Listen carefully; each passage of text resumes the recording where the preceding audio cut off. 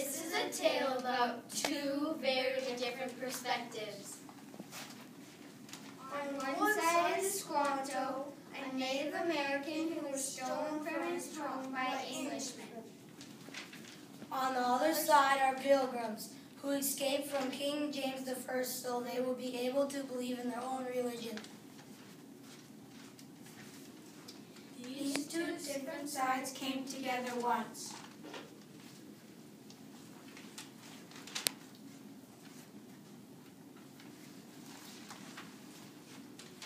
In a time so long ago that the rocks only remember. Our story begins with Plymouth Rock, a huge boulder surrounded by a forest. A tribe lived there called Wampanoag, the people of the dawn.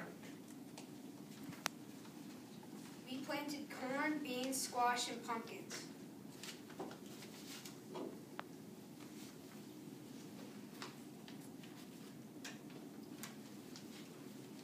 We hunted deer, turkey, and fished the sea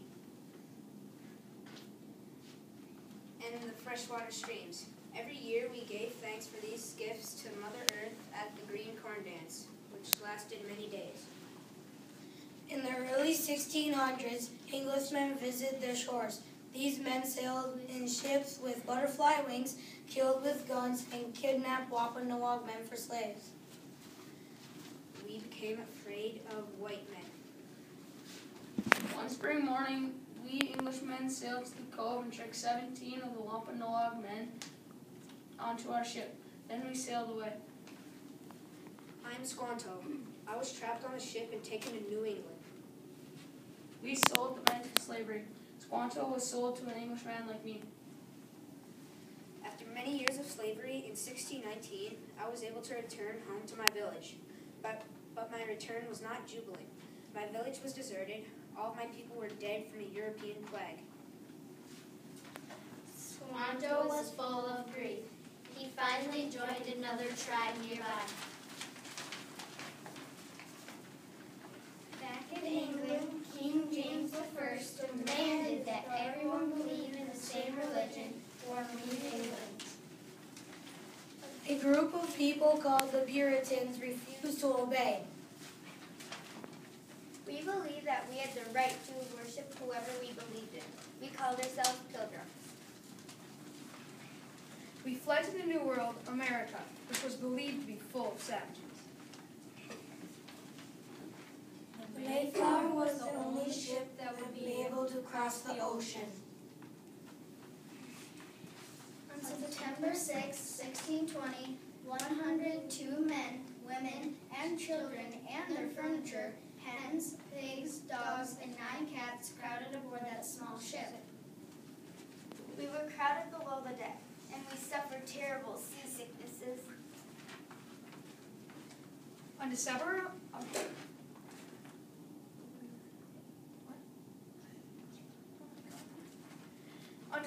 11, 1620, the Pilgrims in the Mayflower landed at Plymouth Rock.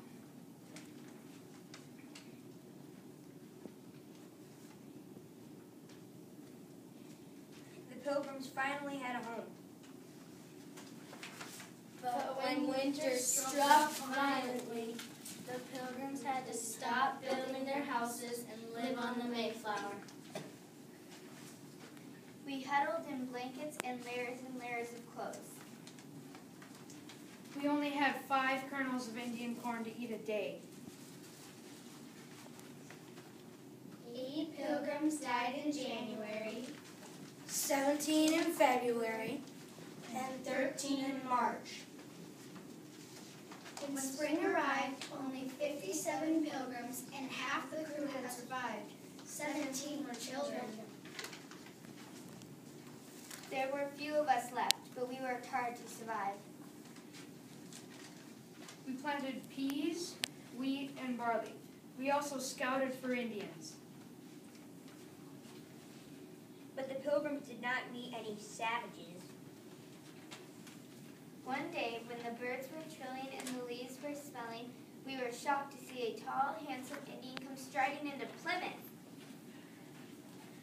At first we were scared, But then he raised his hand and said, "Welcome, Englishmen." He spoke English. He was friendly and dignified. The next week, the Indian returned with Squanto and the leader of the tribe. Squanto interpreted what the tribe leader and the Pilgrims created a peace treaty.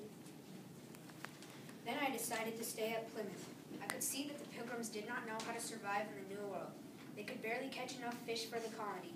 So I taught them how to fish with nets, and I took them to the waters where cod and salmon were abundant. Then in late May, when the oak leaves were as big as his thumb, Squanto taught us to plant beans, corn, pumpkin, and squash, just like the Wampanoag tribe had done. Then he